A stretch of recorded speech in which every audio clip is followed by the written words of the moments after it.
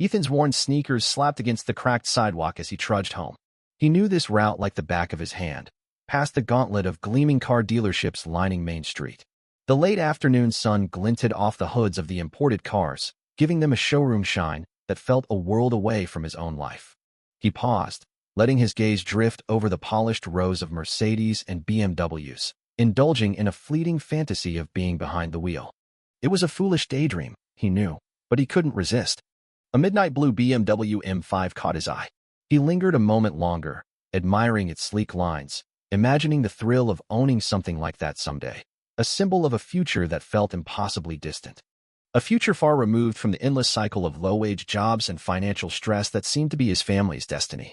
"Hey, kid, move along," a gruff voice barked. Ethan blinked, startled. A security guard, built like a linebacker and radiating suspicion, was approaching him. The man's cap was pulled low, shading his eyes, but Ethan could feel the weight of his gaze, the unspoken assumption. It was clear the guard didn't think he belonged there. The narrow eyes sized him up, radiating distrust. Ethan mumbled an apology, his face flushing. He hurried away, his chest tightening. He should have known better than to stop. This wasn't the first time he'd felt those eyes on him, the silent judgments, the subtle accusations. He shoved his hands deeper into his pockets and kept walking, not looking back.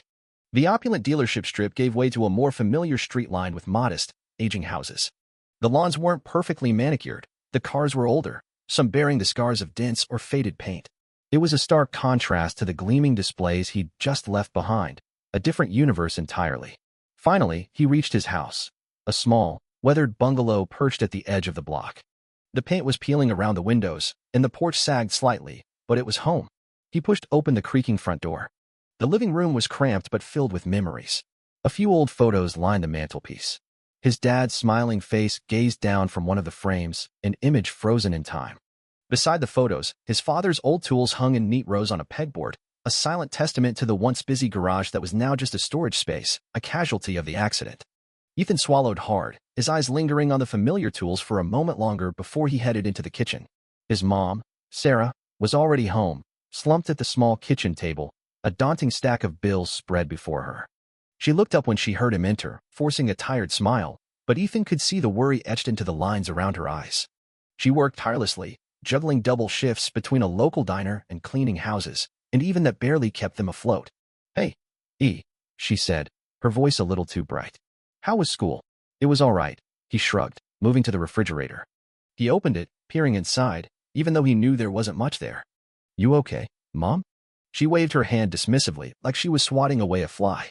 Same old," she said, but her eyes kept returning to the stack of bills. "Got a notice from the landlord today. Well, they want the rent by the end of the month, or they're threatening eviction." She tried to keep her voice casual, but it wavered slightly, betraying her anxiety.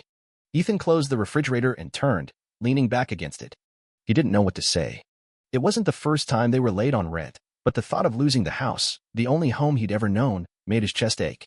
He had to do something. There was no way they could let this place go, not with everything his dad had built, everything he'd left behind.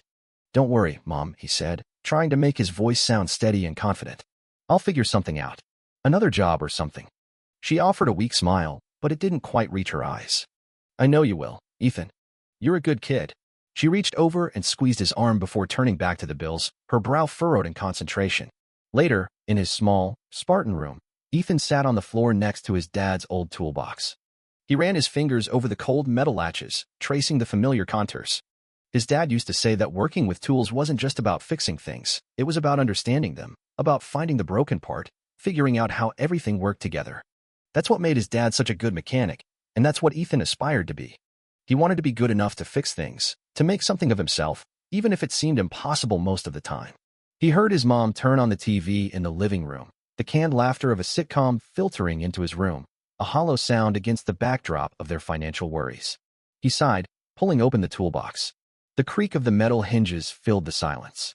Inside, everything was still in its place. The wrenches, the screwdrivers, even the small magnifying glasses Dad used for delicate work. It was all he had left of him, a tangible connection to the man he missed so deeply. He spent the next hour tinkering with an old bicycle chain, trying to distract himself from the eviction notice, trying to keep his mind off the car dealerships, off the security guard's accusatory gaze, off the shiny cars that seemed to belong to a different world. a world that wasn't meant for him. He disassembled the chain link by link, cleaning off the old grease and grime, losing himself in the intricate workings of the mechanism. He ended up staying up later than he meant to, the chain lying in pieces beside him on the floor. When he finally lay back on his thin mattress, staring at the ceiling, he thought about how things could be different. If he had a real job, real skills, maybe they wouldn't be in this situation. Maybe he could fix more than just a broken chain. But he didn't know how to get from here to there.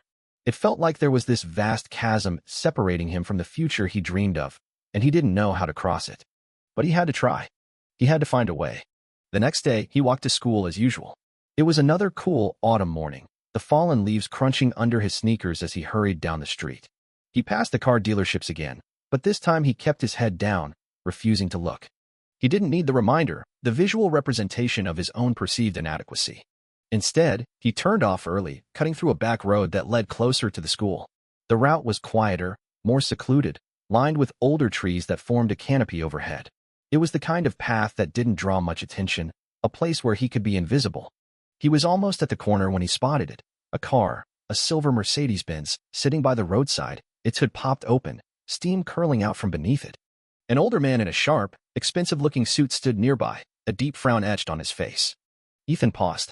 Something in him urged him to keep moving, to avoid getting involved. It wasn't his problem. He didn't need more people looking at him, judging him, assuming the worst. But then the man looked up. Their eyes met for a fleeting second, and Ethan saw the genuine frustration and helplessness in his gaze. The uncertainty. He hesitated. Then, almost before he knew what he was doing, he crossed the street, making his way toward the stranded motorist. "Hey, need some help?" Ethan asked, his voice a little shaky. The man looked at him, raising his eyebrows in surprise. "You?" His tone was skeptical, his eyes sweeping over Ethan's worn sneakers and the faded backpack slung over his shoulder. Ethan nodded, swallowing down his nerves. "I know a bit about cars. I could take a look." The man, still looking unsure, sighed. "Well, it's not like I have many other options right now," he muttered, stepping aside. "Go ahead." Ethan dropped his bag and cautiously approached the car, peering under the hood. His eyes quickly scanned the engine, the wiring, the radiator. He knew enough to recognize the problem: overheating, likely a faulty water pump. He glanced back at the man, whose expression was somewhere between hopeful and doubtful. "This might take a minute," Ethan said, already reaching into his bag for his small set of tools. The man just nodded, crossing his arms as he watched. Ethan got to work, the familiar feel of the tools grounding him. It wasn't much, but it was something he could do, a way to help, even if it was just for a stranger stranded on the side of the road. Ethan leaned over the engine, his hands moving with a practiced familiarity, as if the engine parts were pieces of a puzzle he'd solved 100 times before. The old Mercedes was a classic, the kind of car his dad used to admire. He took a deep breath, steadying himself, and started loosening a few bolts to get a better look, the chill of the autumn air biting at his exposed fingers.